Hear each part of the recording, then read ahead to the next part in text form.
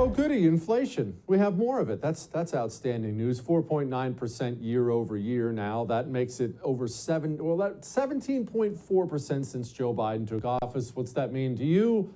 Well, you already know what it means. You buy groceries, you buy gas, eggs up 21, pet food 14, bread 12. I could go down the list. Everything in your life's more expensive. There, I simplified it for you. It's friggin' awful. When's it gonna stop? What can we do about it? I don't know. I bet Peter does, though. Peter Schiff joins us now, chief economist and global strategist at Euro Pacific Asset Management. Okay, Peter, 4.9% sucks. It's not obviously not ideal. I don't like being 4.9% poorer than I was yesterday, but it's better than 8. Are we getting better? Well, I guess it's not quite as bad as it was, but it's not good. I mean, if you thought prices were high before, they just went up another 4.9% from where they were a year ago. And that was up a lot from where they were a year before that. But of course, these government measures are not honest. You basically have to double the official numbers to get a better idea of what's actually happening to prices. So if the government says they're up 4.9%, they're probably up closer to 9.8%. That is a better read on what Americans are struggling with. Peter, can you explain that part of it before we move on to anything else? Because I know they lie. It's the government. Of course they lie. They lie about everything. How do they manipulate the numbers to make that number look better than it actually is? Well, they don't have to manipulate it. The CPI was designed to manipulate it. So there's a formula. They don't just have a fixed basket of goods and just compare the price now to the price a month ago or a year ago. That's what they used to do in the 1970s. They don't do that anymore. They tinker with the basket. So the methodology for calculating the CPI has been designed to produce a lower number than what we used to get when we had a more honest measure of prices. So that's by design. The government doesn't have to lie. The CPI does it for them. Oh, okay. Now, interest rates. Now, I understand we have the ultimate devil's bargain here. You can have high interest rates or you can have high inflation. I get it.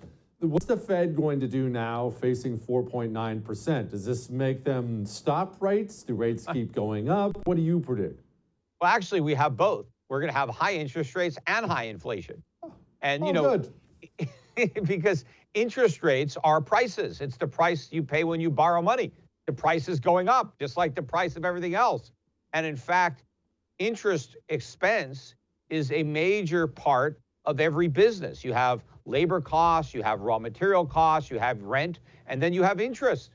And as interest goes up, well, that's just another cost that you need to pass on to your customers through higher prices. So it's a self-perpetuating spiral. What we really need to attack inflation is lower government spending.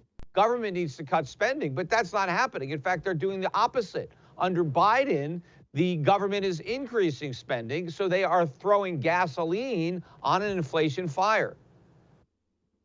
Okay, Peter, how does this end in anything else but a disaster? Because I know what you say is true. They're still printing it. They're still spending it.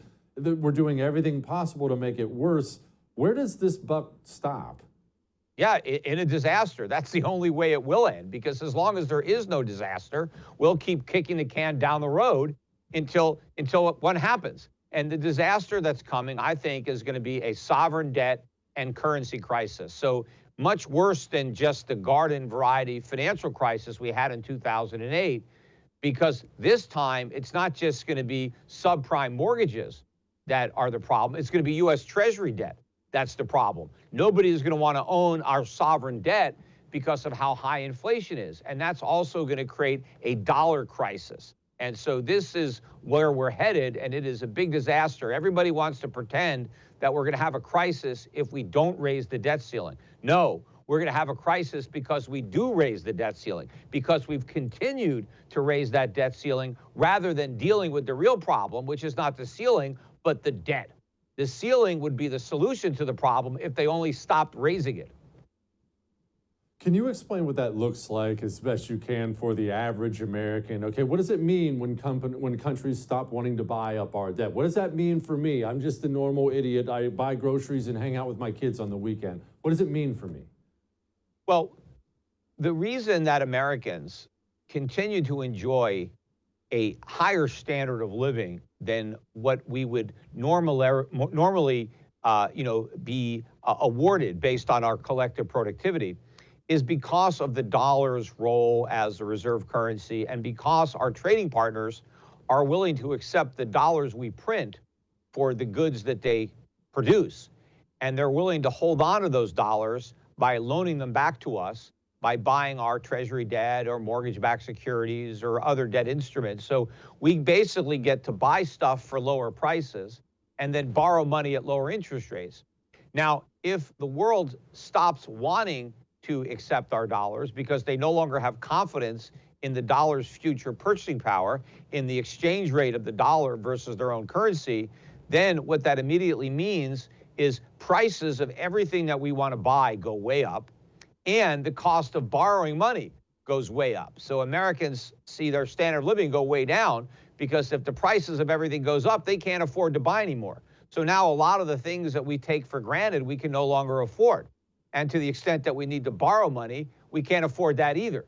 So the entire economy just collapses, and that is the disaster that we are heading for. Peter, that sounds like a Great Depression or worse to me. Yeah, it's probably going to be worse. But yeah, I mean, I think it is a depression. But unlike the depression of the 1930s, where people at least got the benefit of falling prices, that provided some relief. During the Depression, you lost your job, but at least the cost of living went down. And if you didn't lose your job, you were actually better off because you had your paycheck and your paycheck went further because consumer prices fell during the 1930s. But this time, even the people who don't lose their jobs are going to suffer because they're going to lose the value of their paychecks. They're going to lose the value of their savings because everything that you need to buy is going to be a lot more expensive. And that's going to compound the burden for the unemployed because not only are they going to be without jobs, but their savings are going to be destroyed. And even if they get checks from the government, it's not going to be enough to afford the basic necessities. Why can't these people see this coming? It seems so obvious to me when you print money like this. China, they're already moving with the BRICS as far as the reserve currency goes. Brazil and China have already moved off of the reserve. Why can't they see this coming? I'm a moron and I can see it coming. Why don't they do something? Well, they never see any disasters coming, or if they do, they lie about it. They don't want to admit it. I mean, why couldn't they see 2008 coming? That was obvious. Why couldn't they see this inflation problem? I mean, they were claiming it was transitory when it was obvious that it wasn't. So it's all about spin when it comes to the government. They're never going to be honest. They're either going to lie about what's going to happen, or maybe they're just so ignorant that they really can't see what is clearly apparent to anybody who objectively looks at the facts. So you've got to think for yourself and recognize that the government is never going to tell you about a crisis. You just need to prepare for it yourself.